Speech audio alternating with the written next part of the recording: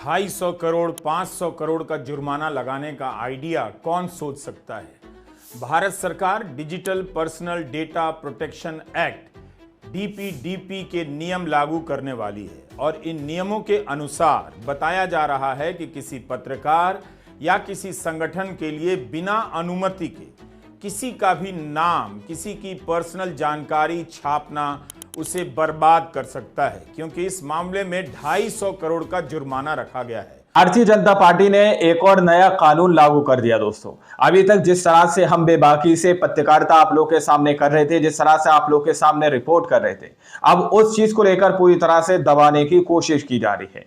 दावा किया जा रहा है कि भाजपा आखिर क्यों थर-थर कांपने लगी, आखिर क्यों मोदी जी को ऐसे कानून बनाने की जरूरत पड़ गई। दोस्तों, एक और काला कानून जैसा नाम इस कानून को दिया जा रहा है। दोस्तों, अब क्या कुछ होने जा रहा है देश के अंदर, जिस तरह से लोग इस वक्त आक्रोशित नजर आ रहे हैं। अब पूरी तरह से मीडिया का काम खत्म हो जाएगा। अब आप लोगों तक सच नहीं पहुंच पाएगा, आप लोगों तक खबरें नहीं पहुंच पाएंगी जैसा कि सरकार चाहती थी। हमारे साथ वरिष्ठ पत्रकार मौजूद है रवीश कुमार, आप उनकी इस रिपोर्ट को देखिए। नमस्कार, मैं रवीश कुमार। 250 करोड़ 500 करोड़ का जुर्माना लगाने का आइडिया कौन सोच सकता है। भारत सरकार digital personal data protection act DPDP के नियम लागू करने वाली है और इन नियमों के अनुसार बताया जा रहा है कि किसी पत्रकार या किसी संगठन के लिए बिना अनुमति के किसी का भी नाम, किसी की पर्सनल जानकारी छापना उसे बर्बाद कर सकता है, क्योंकि इस मामले में 250 करोड़ का जुर्माना रखा गया है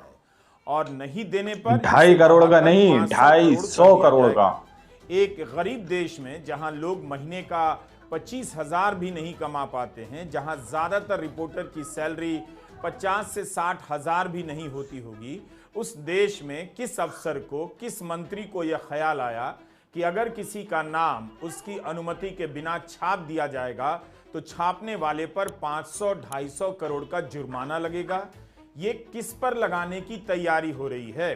किस पर लगाम लगाने की तैयारी हो रही है? वाले 30 से अधिक संगठनों का मानना है कि अगर डीपीडीपी एक्ट के ये नियम लागू हो गए तो यूट्यूबर के लिए भी किसी का नाम लेकर बोलना या लिखना मुश्किल हो जाएगा। अंजलि भारद्वाज का कहना है कि पत्रकार और नागरिक व्यक्तिगत सूचनाएं नहीं निकाल सकते हैं।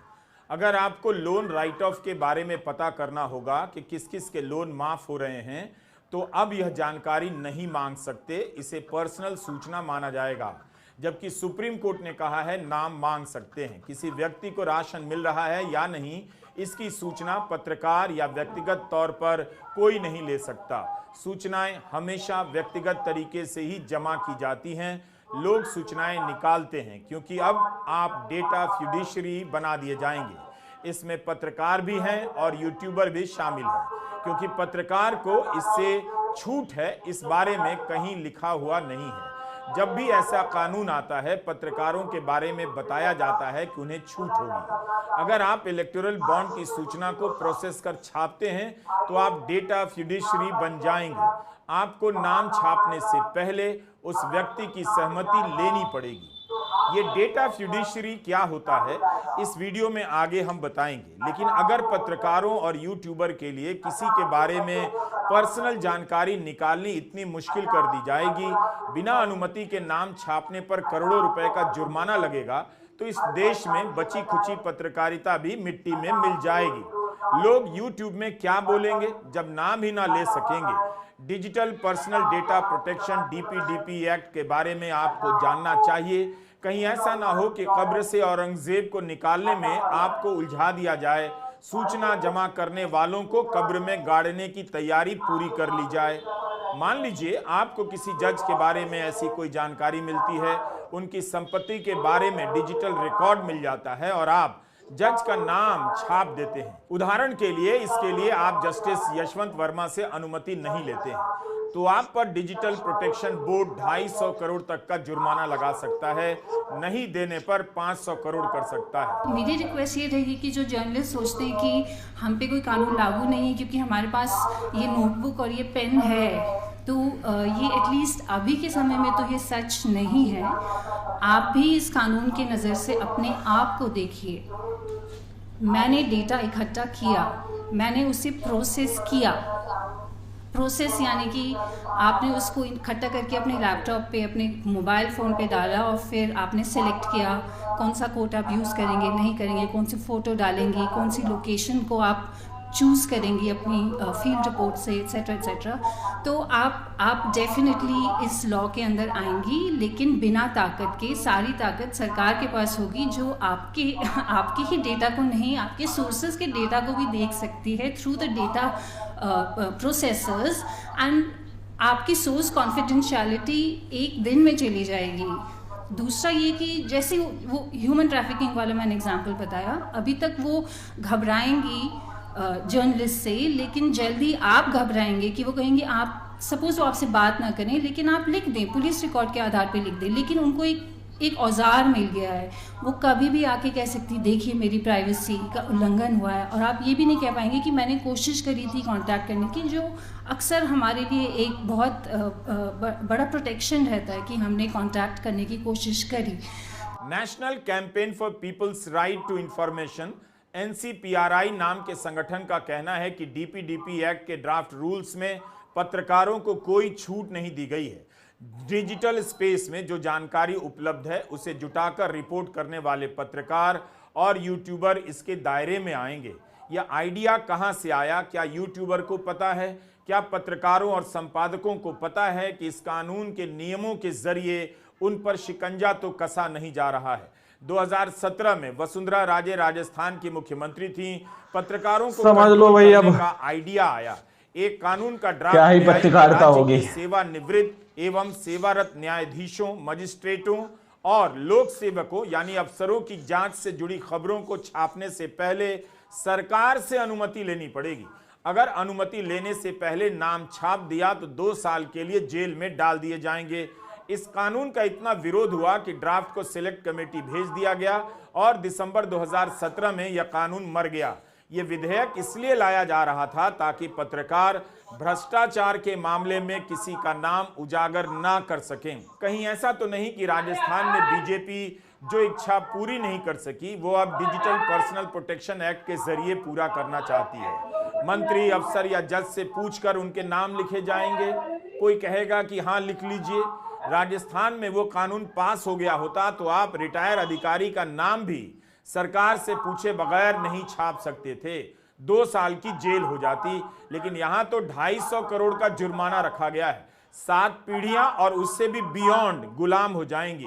सरकार ने कानून बनाया तो उन डिजिटल प्लेटफॉर्म के बारे में सोचकर ही जिनके पास आपका डेटा होता है, जो जानते हैं कि आप क्या क्या मंगाते हैं, क्या क्या खरीदते हैं, वे आपकी निजी जानकारी किसी और कंपनी को बेच सकते हैं या गलत इस्तेमाल कर सकते हैं। जैसे कोई डिलीवरी ऐप आपकी आवाज रिकॉर्ड नहीं कर सकता, आपका डेटा किसी और को नहीं बेच सकता। यहां तक तो बात ठीक है, लेकिन इसके कारण पत्रकारों, मीडिया संगठनों, राजनीतिक दल, रिसर्च ग्रुप, RTI कार्यकर्ता भी इसके दायरे में आते हैं। सरकार को तुरंत इस बारे में स्पष्टता जाहिर करनी चाहिए। सरकार ने digital personal data protection act के रूल्स में तो पत्रकारों की जिक्र छोड़ो, किसी के जिक्र नहीं की, जबकि उनको जो लोग पब्लिक इंटरेस्ट में डेटा और सूचना के साथ काम कर रहे हैं उनको इस कानून से बाहर रखना चाहिए था, इसके दायरे से बाहर रखना चाहिए था। वो पूरी दुनिया में ऐसे कानून जहां बने हैं तो पत्रकार का काम है कि वो खोजें और लोगों की सूचनाएं दें जो कोई गलत काम कर रहा है, तभी कहीं सुधार हो सकता है। इस कानून में यदि आप देखें तो हर नागरिक पर लागू है, हर पेशे पर लागू है, हर कंपनी पर लागू है, संस्था संगठन पर लागू है और सरकार पर लागू नहीं है। और बड़ी कंपनियों के पास रास्ता है जिनके ऊपर ये कानून आना चाहिए। ये कानून आना चाहिए था बड़ी कंपनियों पर, कानून आना चाहिए था सरकार पर। बड़ी कंपनी क्यों? क्योंकि वो सारे फोन्स के माध्यम से सारा हमारा डाटा खींच के रखते हैं और फिर बेचते हैं, और हमसे परमिशन तो हम क्लिक करते ही हम परमिशन देते हैं। गूगल में आप बनाओ कुछ, फेसबुक में करो कुछ, तो आप परमिशन पीछे 15 पेज है जिसको हमें पढ़ने का टाइम नहीं है, लेकिन हम हाँ भर देते हैं क्योंकि उसमें आने के लिए हमें करना पड़ेगा। उन पर तो कोई पेनल्टी नहीं लगेगा, लेकिन नागरिक हो या पत्रकार हो, पत्रकार किसी का नाम ले तो उसको परमिशन लेना पड़ेगा, उससे सहमति लेनी पड़ेगी। अब किसी जो काम कोई गलत कर रहा है वो क्यों सहमति देगा अपना? तो वो सहमति नहीं देगा तो पत्रकारिता एक तरीके से खत्म, यूट्यूबर का काम खत्म, मीडिया का काम खत्म, टेलीविजन का काम खत्म। सोशल मीडिया के ऊपर बहुत बड़ी दिक्कत है, क्योंकि चाहे व्यक्ति हो, चाहे समूह हो, चाहे दो लोग मिलके डेटा फिड्यूशरी हम सब बनेंगे जो किसी और की सूचनाओं को अपने फोन के अंदर रखते हैं या अपने कंप्यूटर में रखते हैं, और उसको हम कहीं ना कहीं यदि या तो छापते हैं या किसी को भेजते हैं बिना परमिशन के, 250 करोड़ का पेनल्टी सरकार के अधीन डेटा प्रोटेक्शन बोर्ड में लगेगा। 250 करोड़ नहीं दो तो 500 करोड़ हो सकता है। तो इतना अंग्रेजों के टाइम में भी ऐसा कानून नहीं था जो अब ऐसा कानून नहीं था जो अब सरकार को काले अंग्रेजों के कंपनियों को छूट देता है और बाकी गोरों के राज में नहीं था वही तानाशाही की इस दायरे में लाता है। पर्सनल डेटा बचाने के नियम बिल्कुल सख्त होने चाहिए, लेकिन इसके बहाने भ्रष्ट लोगों का डेटा नहीं बचाया जा सकता।